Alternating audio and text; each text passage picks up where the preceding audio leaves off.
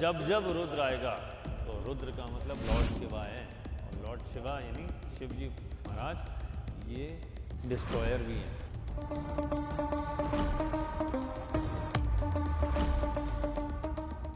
जब जब वॉर का होता है तब तब दो तीन चीजें बिल्कुल फिक्स्ड है। एक, अब आप समझिए, राजा है बृहस्पति जो लर्नेड है, इंटेलिजेंट है, वेल्थ गिविंग है, गॉड का ब्लेसिंग है, और उसका एडवाइजर कौन है? 60 डिफरेंट टाइप ऑफ ईयर्स। और इस साल में एक अधिक मास भी है, यानी एक्स्ट्रा मंथ। इंडिया के प्रेडिक्शंस बताने से पहले आप थोड़ा सा बताइए वर्ल्ड वाइड इसका क्या इम्पैक्ट होगा? तो अगर साल की एनर्जी फाइटिंग वाली है तो आप अभी देख लीजिए, ईरान वॉर तो ऑलरेडी ऑन है, अब तो साल शुरू भी नहीं है। सब जगह इनसिक्योरिटी, इंस्टेबिलिटी और फियर का एनवायरनमेंट रहता है। जब जब ये रुद्र आता है तब तक बड़े बड़े अर्थक्वेक आते ही हैं, और मंगल अगर मंत्री हो तो आगजनी की घटनाएं जरूर होती हैं। फीमेल्स के लिए बहुत बढ़िया था। इंडिया की बात करूं तो बारिश को थोड़ा डिले करेगा। इस साल कुछ ऐसा होगा कि आपकी नमस्ते दोस्तों, मेरा नाम है दीक्षा और आज हम जिस टॉपिक पे बात करने वाले हैं वो न्यू ईयर से रिलेटेड है। आप लोग सोच रहे होंगे कि न्यू ईयर तो 1 जनवरी को स्टार्ट होता है, लेकिन मैं अब क्यों इस टॉपिक को लेकर आई हूँ? क्योंकि जो हिंदू माइथोलॉजी और ट्रेडिशंस के हिसाब से न्यू ईयर है वो नवरात्रि, चैत्र नवरात्रि की पहली तिथि से स्टार्ट होता है, जो कि इस साल है 19 मार्च 2026। अब हम जानेंगे कि इस नए साल का एक्चुअली इंडिया पे या वर्ल्ड वाइड इफेक्ट क्या है, जिसके लिए मैंने अपने स्टूडियो में इनवाइट किया एक रिनाउंड एस्ट्रोलॉजर जिनका ज्योतिष से बहुत ही गहरा और बहुत ही खास संबंध है, जो कि हैं हनीश बग्गा सर। मेरे पॉडकास्ट में आपका स्वागत है सर। जैसे कि हम जानते हैं कि वर्ल्ड वाइड जो न्यू ईयर सेलिब्रेट होता है वो 1 जनवरी से 31 दिसंबर तक सेलिब्रेट होता है, जैसे हम जानते हैं। लेकिन हमारे हिंदू माइथोलॉजी, हमारे हिंदू ट्रेडिशंस के हिसाब से जो फॉलो होता है वो विक्रमी नव संवत है। तो इसका क्या इम्पोर्टेंस है, इसका क्या रेलेवेंस है, ये होता क्या है, पहले तो ये आप हमें बताइए। मैं बात करता हूँ हजारों साल पहले की। अलग अलग सभ्यताएं थी, अलग अलग एरिया में लोग रहते थे जो आपस में ज्यादातर कनेक्टेड नहीं थे, सबका अपना अलग अलग सिस्टम था। तो सबने अपने दिन, त्योहार, वार को कैलकुलेट करने के लिए कैलेंडर बनाया। सबका उस कैलेंडर के हिसाब से ही न्यू ईयर शुरू होता है। चाइनीज कैलेंडर अलग है, मुस्लिम्स का कैलेंडर अलग है, हमारे यहाँ भी शक संवत होता है और विक्रम संवत होता है, लेकिन हम विक्रम को ज्यादा फॉलो करते हैं। और जितने भी वार त्योहार है वो इस संवत के हिसाब से, यानी इस साल के हिसाब से। बेसिकली ये इस साल का पंचांग है। आप ये समझ लीजिए कि इस साल में ये जो कैलेंडर है ये बताएगा कि कौन सी तिथि कौन से पड़ी, कौन सा वार वार तो हमारे को बताइए, कौन सी तिथि कितने समय से कितने समय तक पड़ेगी, कब पड़ेगी, चंद्रमा का, नक्षत्र का कैलकुलेशन के हिसाब से तय होगा, तिथि होगा, वार होगा, ये सब तय होगा। तभी तो हम तय कर पाते हैं कि जन्माष्टमी इस बार इस तारीख को है, गणेश चतुर्थी इस तारीख को है ना। तो हम सब लोग अलग अलग तरीके से ये सब चेक कर पाते हैं, क्योंकि एक सिस्टम दिया हुआ है जिसका नाम है विक्रम संवत। तो संवत मीन्स साल, और हम जिस सिस्टम को फॉलो कर रहे हैं उसका नाम है विक्रम। ठीक है, तो इसी के हिसाब से सारी कैलकुलेशन, पूरे साल के दिन, वार, त्योहार सब इसी के हिसाब से तय किए जाते हैं। क्योंकि हर बार दिवाली एक दिन नहीं होती, फिक्स डेट नहीं है। हर बार दशहरा अलग दिन होता है ना। नवरात्रि की डेट्स भी अलग है, श्राद्ध की डेट्स भी अलग है, कोई फिक्स डेट तो है नहीं हमारे यहाँ कि ये इसी तारीख को शुरू होगा। रक्षाबंधन का अलग डेट है, गणेश चतुर्थी अलग है, जन्माष्टमी अलग है ना। तो ये जो विक्रम संवत वाला जो कैलेंडर है, ये इसके हिसाब से प्लैनेटरी पोजीशन, वार, दिन, त्योहार, नक्षत्र, इन सबको अलाइन करके बनाया गया। ये दुनिया में सबसे ज्यादा ऑथेंटिक, सबसे ज्यादा पॉपुलर, सबसे ज्यादा, अगर मैं कहूँ कि दमदार अगर कोई कैलेंडर है तो ये विक्रम संवत वाला है। सर, जैसे कि आपने बताया कि सारे त्योहार, सारी ट्रेडिशंस जो भी हिंदू धर्म में फॉलो होती हैं वो इसी के हिसाब से डिसाइड होती हैं, ठीक है। और क्योंकि हमारा कल्चर इतना पुराना है, इतना रिच है और एस्ट्रोलॉजिकली ड्राइव्ड है, तो ये है तो बहुत ही यूनिक और बहुत ही पुराना एक चीज़। लेकिन आप ये बताइए कि इस साल का जो अभी आप बोल रहे हैं कि नया साल जो नवरात्रि का पहला दिन है प्रतिपदा तिथि के, उससे स्टार्ट होता है, तो उसका नाम क्या है? देखिए, आप इस बात को समझ लीजिए कि विक्रम संवत सबसे इंपॉर्टेंट क्यों है और ये हम इसको ज़्यादा फॉलो क्यों करते हैं। हिंदू सिस्टम में हमारी जो सिस्टम है जिसको हम फॉलो करते हैं, उसमें संवत्सर, यानी साल को बोलते हैं संवत्सर। अब संवत्सर में क्या होता है, बाकी कहीं ये चीज़ ज़्यादा डिटेल में नहीं बताई गई है। हम लोग ज्योतिष के एंगल से इसे देखें तो एक होता है प्रेडिक्शन इंडिविजुअल के लिए, एक प्रेडिक्शन होता है वर्ल्ड प्रेडिक्शन, दुनिया में क्या होगा, देश में क्या होगा, राजा के साथ क्या होगा, प्रजा के साथ क्या होगा, किस तरह का होगा। तो ये सब कैलकुलेट करने के लिए ना समय की गणना को इस हिसाब से किया गया है कि हमने इसको 60 में कैलकुलेट किया है कि 60 तरह के संवत्सर होते हैं, 60 डिफरेंट टाइप ऑफ ईयर्स। संवत्सर मीन्स ईयर, और हर साल का एक फ्लेवर होता है। जो वो फ्लेवर है, जो उसकी एनर्जी है, उसी साल का, उसी हिसाब से वो साल का हम प्रेडिक्शन देते हैं। जैसे जो भी साल है, जैसे इस बार जब ये आ रहा है, इसका नाम है रुद्र। रुद्र यानी इसका कनेक्शन हो गया भोलेनाथ से, मालिक हो गया इस साल का कनेक्शन हो गया चंद्रमा, और चंद्रमा के देव भोलेनाथ, तो भोलेनाथ ही तो रुद्र हैं, तो उसका कनेक्शन हो गया। तो इसका मतलब इस साल रुद्र की एनर्जी ज़्यादा एक्टिवेटेड रहेगी। अब आपको खाली यही नहीं देखना, इसके अलावा ये भी देखना है। ज्योतिष में हम कैलकुलेट करते हैं ईयर की कैलकुलेशन में इस साल का राजा कौन है, हु इज द बॉस, और दूसरा मंत्री कौन है एडवाइजर कौन है। आप पुराना थीम समझ लीजिए, एक राजा होता था, उसके पास एक मंत्रिमंडल होता था। मंत्रिमंडल में जैसे वित्त मंत्री अलग होता था, यानी फाइनेंस मिनिस्टर अलग होता था, खाद्य पदार्थ वाला मंत्री अलग होता था, ऐसे अलग अलग डिपार्टमेंट थे। आज भी वही सिस्टम चल रहा है। हालांकि अब राजशाही नहीं है, अब प्रधानमंत्री राष्ट्रपति होते, सारे कंट्रीज में ऑलमोस्ट ऐसे ही होने लग गया है। कॉन्सेप्ट सेम है कि एक ये किंग बोल दीजिए, राजा बोल दीजिए, ऐसे ही साल का भी होता है। तो इस बार का जो राजा है वो है जुपिटर, और जुपिटर का राजा होना ये बहुत अच्छा होता है। अच्छा, इसका जो जो एडवाइजर है वो है मंगल, यानी मंत्री। अब आप समझिए, राजा है बृहस्पति, जो लर्नेड है, इंटेलिजेंट है, वेल्थ गिविंग है, गॉड का ब्लेसिंग है, और उसका एडवाइजर कौन है, मंत्री, जो शार्प है, जो तेज है, जो एक्शन ओरिएंटेड है। यानी मंत्री राजा को क्या सलाह देने वाला है, साहब एक्शन में आ जाओ। और राजा खुद बहुत इतना इंटेलिजेंट है, इतना सिस्टमैटिक, समझदार, और गॉड का ब्लेसिंग लेके चल रहा है। जुपिटर मीन्स गॉड का ब्लेसिंग। यानी ये साल स्पिरिचुअल एक्टिविटी से रिलेटेड बहुत इंपॉर्टेंट साल है, क्योंकि राजा बृहस्पति है, और बृहस्पति ज्योतिष के अगर आप एंगल से देखें तो एक वेल्थ गिविंग देवता है। सबसे ज्यादा गॉड का ब्लेसिंग और वेल्थ बृहस्पति से ही आती है।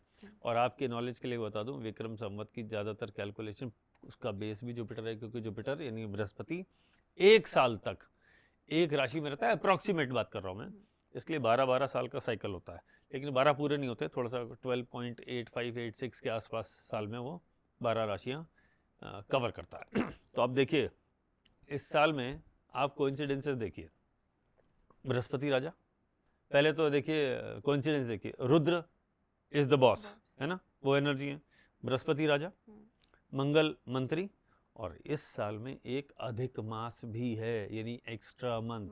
अब आप कहेंगे एक्स्ट्रा मंथ की क्या कैलकुलेशन, साल में तो 365 दिन ही होते हैं, हम तो ये जानते हैं, आप एक्स्ट्रा 30 कैसे ले आए। नहीं, ये कैलकुलेशन होती है मून के साइकिल के हिसाब से। मून एक महीने नहीं चलता, सूर्य एक साल चलता, एक महीना एक राशि में रहता है, मून नहीं रहता, तो कुछ डेज कम हो जाते हैं। तो जब कुछ डेज का इकट्ठा जब कैलकुलेशन होता है, तो उसके बाद में एक एक्स्ट्रा मंथ बना दिया जाता है, ताकि उसको मैच कर दें, सिंक करने के लिए।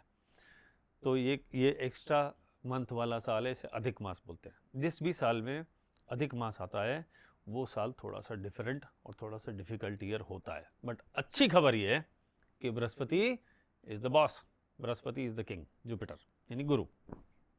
तो ये ओवरऑल देखा जाए तो ये बहुत अच्छा, डेडली बट अच्छा कॉम्बिनेशन है, नेट रिजल्ट फायदे के लिए। सर, आपने बहुत ही शानदार तरीके से समझाया है कि एक्चुअली ये है क्या जो विक्रम नव संवत है। तो अब मैं आऊँगी प्रेडिक्शंस पे। इंडिया के प्रेडिक्शंस बताने से पहले आप थोड़ा सा बताइए वर्ल्ड वाइड इसका क्या इम्पैक्ट होगा।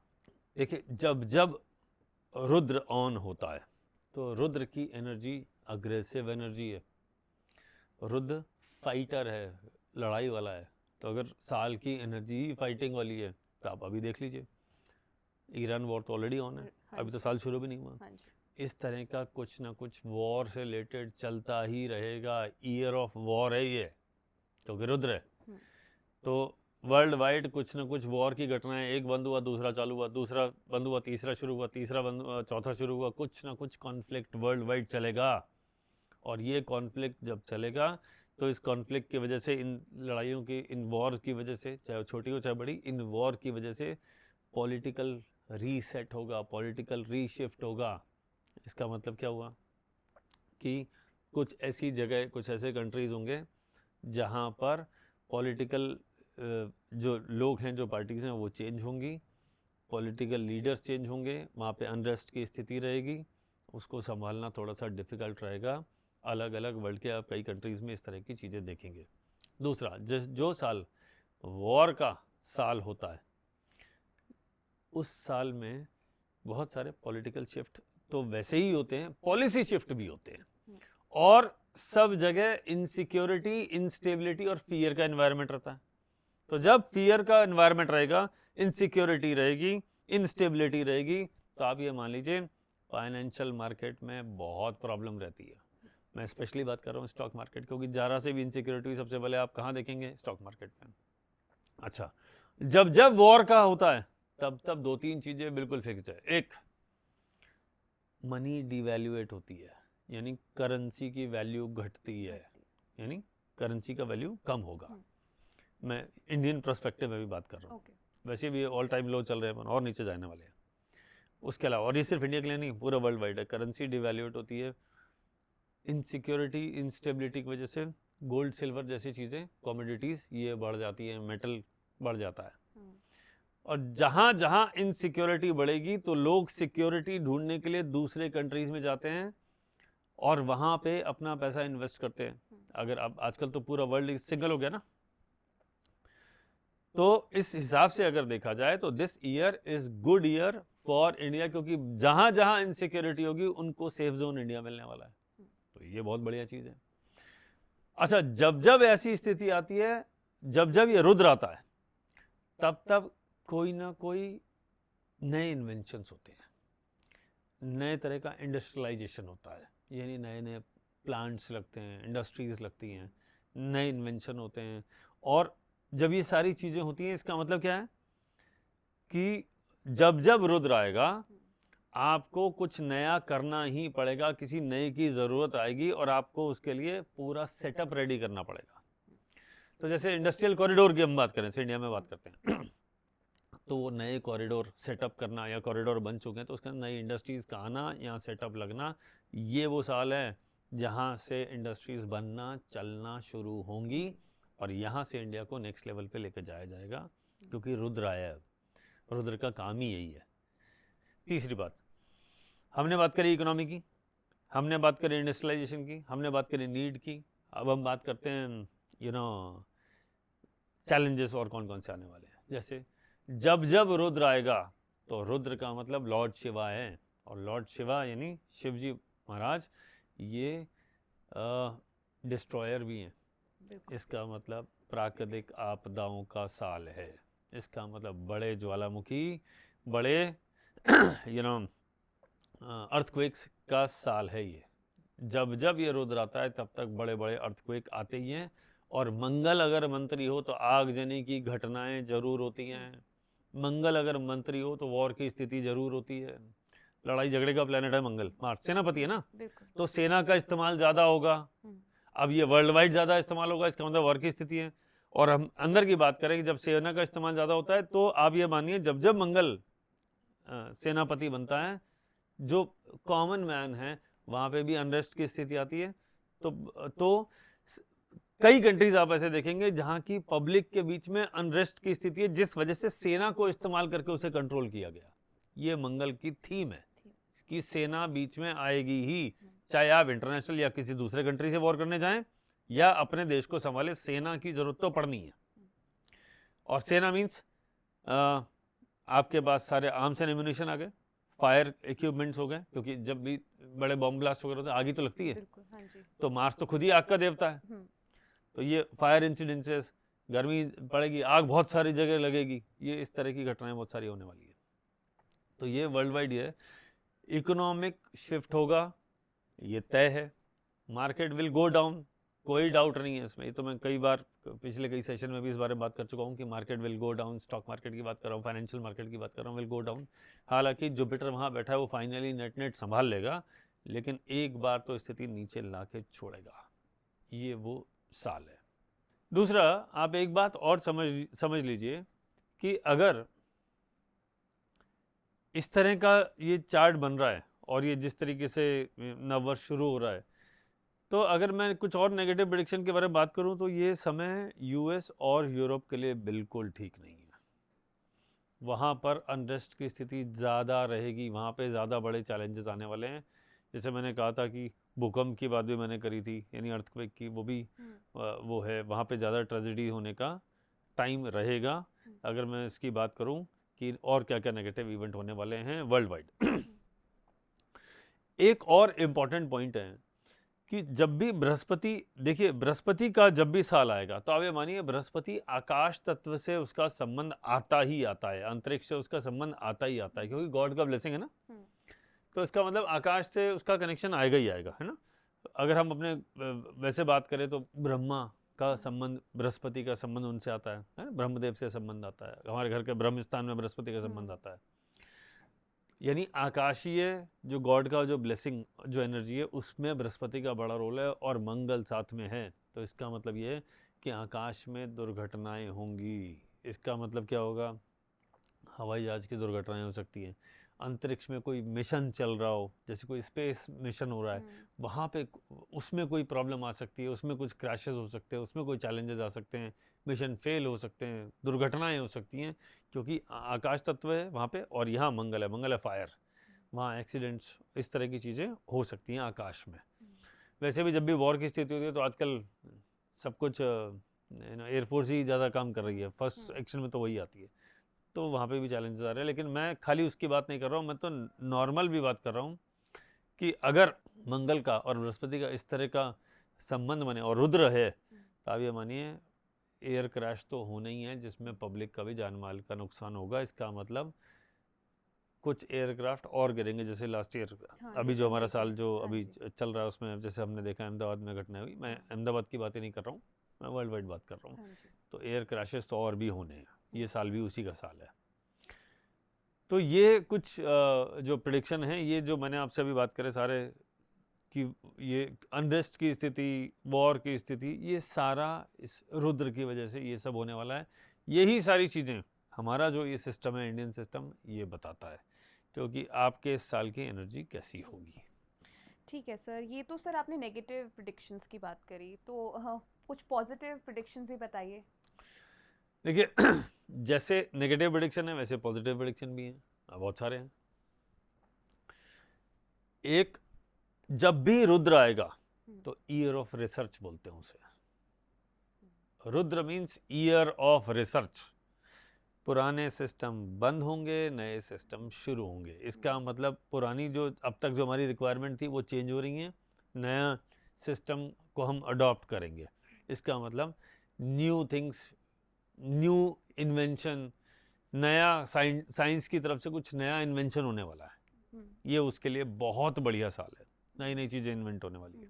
दूसरा, क्योंकि बृहस्पति है तो मार्केट चाहे कितना नीचे जाए, फाइनली नेट रिजल्ट ये रिकवर करेगा ही करेगा। आप ये लेके चलिए, गिरता जाएगा उठता जाएगा, गिरता जाएगा उठता जाएगा, ये स्थिति आने वाली है। और अगर आप बात करें तो जब भी ये रुद्र का स्थिति बनती है तो आप ये ध्यान रखें कि वो साल फीमेल्स के लिए बहुत बढ़िया साल होता है। यानी इस साल राइज ऑफ फीमेल, इसका मतलब ये है कि फीमेल्स का जैसे किसी देश में नई सरकार बनी तो उसमें कोई फीमेल लीडर का आना ये उसमें देता है। अच्छा, चौथी चीज जो है, जो माइंडसेट चेंज होता है लोगों का, वो धर्म, क्योंकि बृहस्पति है उसका संबंध धर्म से भी है। तो इसका मतलब कुछ ऐसे पॉइंट्स होंगे जहां पर लोग रीयूनियन के मूड में जाएंगे। मैं स्पेशली बात कर रहा हूं अरब वर्ल्ड की। जैसे अभी ईरान सारे कंट्रीज पे अटैक कर रहा है, इस साल में ऐसी स्थिति आएगी कि ये बाकी सारे कंट्रीज भी धीरे धीरे इमोशनली ईरान के साथ वापस कनेक्ट हो जाएंगे और यूएस विल फेस चैलेंजेस। उसका ट्रबल यूएस को होने वाला है। तभी मैंने कहा कि यूएस और यूरोप ट्रबल में रहने वाला है और ये वाले सारे कंट्रीज वापस एक साथ यूनाइट मीन्स ऐसा नहीं है कि सब लोग वापस एक ही कंट्री हो गए या सारे लोग एक कंट्री में कन्वर्ट हो गए। इमोशनली इनकी बॉन्डिंग इकट्ठी हो जाएगी, इनमें कोई रीयूनियन एक तरह का जैसे होता है उस मोड में जाएंगे। आप अलाय कह लीजिए। ये इनमें और बॉन्डिंग बढ़ेगी और जिसकी वजह से यूएस में तकलीफ आने वाली है। डेफिनेटली वो तो है। ठीक है, तो ये एक इम्पॉर्टेंट पॉइंट है। सोलर सिस्टम पे ज़्यादा काम होगा, बृहस्पति है तो एयर और उसको लेके ही चलता है रोशनी को।